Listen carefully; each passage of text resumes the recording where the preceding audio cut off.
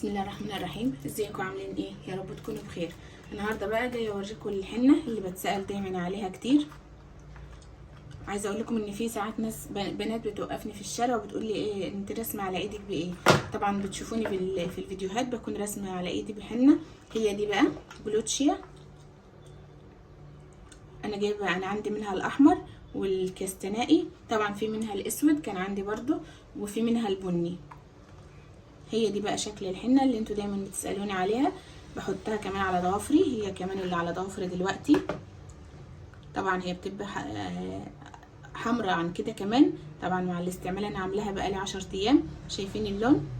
وببقى راسمه هنا على ايدي كمان ورود، قلب، عصافير، نجوم، اي حاجه.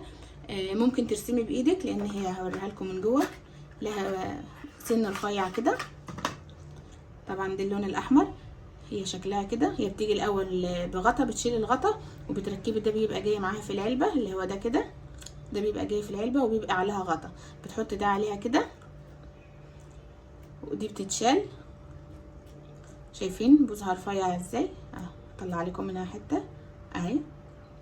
وترسمي بقى، حابه ترسمي بايدك كده تمام، ما بتعرفيش ترسمي وخايفه تبهدلي الدنيا يعني، لان هي طبعا بتطبع.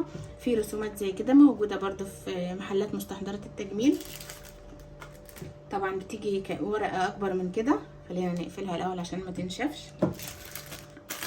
بيبقى فيه اشكال كتير بقى، هناك اختاري اللي انت عايزاه. طبعا دي مش جايه مع الحنه، بس انا بوريكم دي كانت جايه مع التاتو ده، هكلمكم عنه دلوقتي. شايفين في رسومات كتير كتير بقى هناك، اشكال، الوان، احجام، براحتك بقى اختاري الرسمه اللي انت حباها. بتبقى الورقه اللي بتيجي مع الحنه دي كبيره عريضه بقى وفيها اشكال كتير. دول دي وده كده، كان في كمان ريشه هنا جنبها كانوا جايين مع التاتو ده. دي بقى الحنه اللي انتوا دايما بتسالوني عليها. بتلزقي بقى اللزقه على ايديكي، بس انا مش عايزه اعمل دلوقتي لاني بعمل تقشير لايدي. لو حابين اكلمكم عن التقشير ده اكتبوا لي تحت في التعليقات وانا اكلمكم عنه بعدين واوريه لكم كمان. بتلزقوا اللزقه ديت على ايديكم وتمشوا بقى على الفراغات ديت، وبس 10 دقايق بتلاقوها خلاص نشفت وطبعت مكانها وبتقعد معاكي. مش بس بقى كده، الجديد عندي بقى مش كده، مش بس ان انت هتستعمليها هنا، دي كمان الحمرة دي بعمل بيها توريد لشفايفي. دي بحطها على شفايفي. بتبداي الاول تحددي شفايفك من تحت ومن فوق، وبعدين بقى تمليها من جوه بقى بالرسمه كده بالحنه. بتديكي لون احمر بيقعد معاكي اسبوع. لو انت بتروحي الجامعه او بتروحي الشغل ده بيبقى ثابت عندك اسبوع عادي. لو على اخر الاسبوع كده حسيتيه عايز يتزود عادي بتحطي طبقه خفيفه، بس نصيحه مني ما تسيبهوش يعني، حطيه على شفايفك وبمنديل وشيليه بسرعه. لو حابه اغمق ارجعي حطيه وسيبيه لان هو بيطبع الشفايف بسرعه. كمان اول ما تحطيه على شفايفك بتحسي بلسعه كده، لانه كمان بيدي فوليوم للشفايف كده. بتحس بعدها ان شفايفك منفوخه شويه كمان كده، بتقص طبيعي. بس كده بعملها على شفايفي زي ما قلت لكم، بس اتاكدي ان هي الاحمر لو هتحطها على شفايفك. في بقى كستنائي بيبقى اللون اللي هو ده كده، في بني زي ما قلت لكم، وفي اسود، بس دول اللي متوفرين عندي دلوقتي. رسم على الايد، على الضوافر، على الشفايف. دي الحنه. التاتو ده بقى برضو نفس النظام، بيجي معاه الرسومات دي، بتلزقيها بتحطها هنا.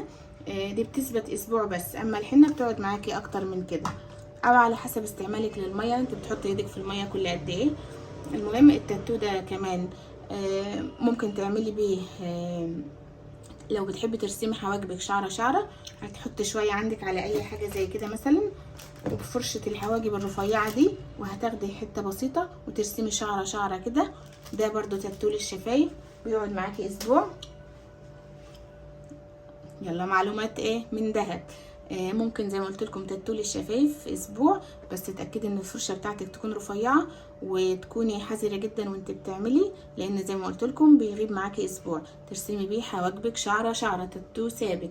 كمان الناس اللي بتحب دايما تعمل حسنه بقى تحت الشفايف، فوق الشفايف، في الخد برضو، دي بتتشال كده، تضغطي ضغطه. لو هتعملي حسنه مثلا ضغطه بسيطه خالص، طلع نقطه بسيطه كده. لو حسيتيها كبيره يبقى بنكاشه سنان او اي خشبه بتاخدي نقطه وتعملي مكان الحسنه اللي انت عايزه تعمليها. دي حسنه ثابته برضو معاكي لمده اسبوع. راحت عايزه تزودي عادي براحتك، التاتو عندك. وده ما كانش غالي، على حسب المكان اللي انت بتجيبيه. في اماكن بتبيعه ب15، في اماكن بتبيعه ب25. هو اخره خالص على حسب المكان اللي بتجيبيه منه 25 جنيه. يعني ما تجيبهوش باغلى من كده، وبقى متوفر في اماكن كتير. وهو ده التاتو من كيكو، مقاوم للماء، يدوم لمدة اسبوع. ده زي ما قلت لكم اخره اسبوع.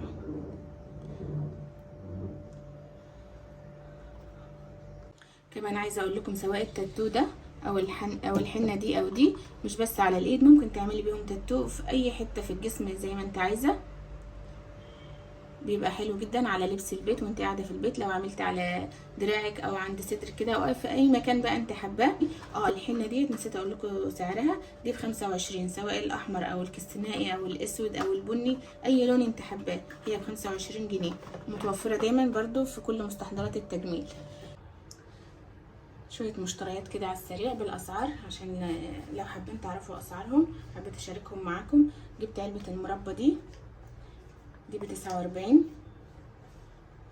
طبعا انا جايباها للفطار، ونعمل منها وصفات برضو مع بعض. تين، احنا بنحب التين اكتر من الفراولة. دي ب49. شفت شاي الكرك ده حبيت اجربه، فجبت باكيت واحد كده اجربه. ان شاء الله اجربه معاكم واقول لكم طعمه عامل ايه. ده ب6.5، نجربه ونشوفه. جبت الاتنين بسكوت دول للولاد، الواحد ب4.5 بسكريم. جبت بسكوت الغندور ده، جايبه له وصفات هعملها معاكم ان شاء الله برضو. الواحد ب10، جبت 4 ب40 جنيه. والعصير ده برضو جبته للولاد، اناناس طبعا بشاير، ده ب15. جبت برضو باكيت المكرونه ده. في وصفه كده عايزه اجربها اشوفها هتظبط ولا لا، يعني حاجه كده شفتها عايزين نجربها مع بعض. دي ب6.5. جبت الصلصه دي، طبعا انا بحب استعمل الصلصه دايما مع الطماطم لما تكون الطماطم مش حمراء. ده 350 جرام ب17.5. الحاجات ديت كلها من كازيون. ده 300 جرام، ده اصغر شويه، ده ب15. جبت 2. وجبت الملح بتاع نور ده، طبعا انا دايما كنت بجيبه واستعمله، بس بقالي فتره ما كنتش جبته، بحب استعمله دايما. نور ده ب8.5. تعالوا نكمل مشترياتنا. جبت ال3 بكاوي جيلي مانجا دول، ده الواحد ب10. طبعا انا عندي جيلي فراوله بس دول جايبهم لوصفات معينه. الباكو من ده ب10. ده جيلي مانجا 3. جبت كمان علبه السمنه دي من روابي، طبعا انا فتحتها عشان اشم ريحتها جميله، سمنه بلدي تحفه. دي كانت ب115. جبت كمان ده كيلو كريم شانتيه بودره، ده كان ب100، كيلو على نصين. جبت كمان القالب ده طبعا جايبه هعمل بيه حاجات معاكم ان شاء الله يعني. ده ب70 جنيه، ده سيليكون، ده شكله ب70. جبت كمان ده كان كيلو ربع شوكولاته خام، شوكولاته مطبخ، ده كان عامل 110. طبعا النوع ده كويس، ده ده اللي هو الخام. عايزه اقول لكم ان انا كسرت وكلت منه، طعمه بجد تحفه. جبت كمان تمن كاكاو اسباني، انا بجيب دايما الاسباني بيبقى غامق. ده كان تمن ب23 جنيه ونص. جبت كمان نص حليب بودر، ده كان ب65. طبعا انا كنت عايزه اجيب كيلو بس يومها ما لقيتش غير النص ده في المحل. ده كان نص ب65 حليب بودره. جبت كمان من عند العطار الحنه البيضه دي هنعمل بقى فيديو مع بعض. في بنات طالبين مني فيديو عن الحنه البيضه، هنعمل ماسكات جميله منها، دي نتيجتها تحفه، بس خلينا نتكلم عنها في وقتها. ده حنه بيضه من عند العطار، ده كان ب40 جنيه. جبت كمان علبه الجبنه ديت رودس بطعم الشيدر، طبعا انا كلمتكم عنها قبل كده، طعمها جميل لو جربتيها مره مش هتبطلي تجيبيها. طبعا انا كنت جايبه علبتين بس طبعا الولاد فتحوا واحده، دي ب 32 جنيه طعم الشيدر. جبت من عند العطار دول ب20 جنيه جيلي بودره، ده شكله. وده كاري ب10 كمية دي. ودي بابريكا ب10 برضو. جبت المفرش ده جايباه للمطبخ، دول 10 متر الشكل اللي انتوا شايفينه ده كده طبعا، وناعم من ناحيتين وهيمسك كده في المطبخ. ده انا جايباه للمطبخ عشان عايزه اغير له وافرش له المفرش ده جميل وارصه كده ان شاء الله. ده كان دول 10 متر، المتر ب25 جنيه، دول 10 متر عاملين 250 جنيه. شايفين شكله؟ وده ظهره. هقطعه بقى وافرشه في المطبخ. دول كانوا 10 متر زي ما قلت لكم ب250.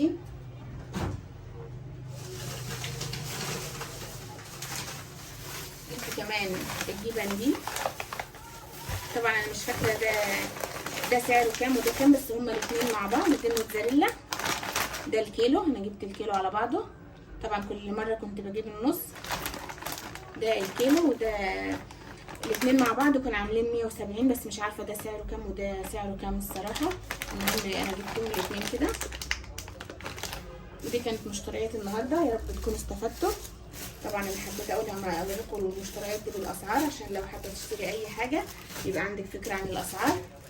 يا رب الفيديو يكون يعجبكم، تكونوا استفدتوا منه باي حاجه. لو عجبكم الفيديو ما تنسوش تحطوا لايك عليه وتشيروه مع اصحابكم وحبايبكم. ما تنسوش تقولوا لي رايكم تحت في التعليقات، ولو عايزين فكره اي فيديو برضه ما تنسوش تقولوا لي عليها. وكده خلص الفيديو بتاع النهارده، وسلام.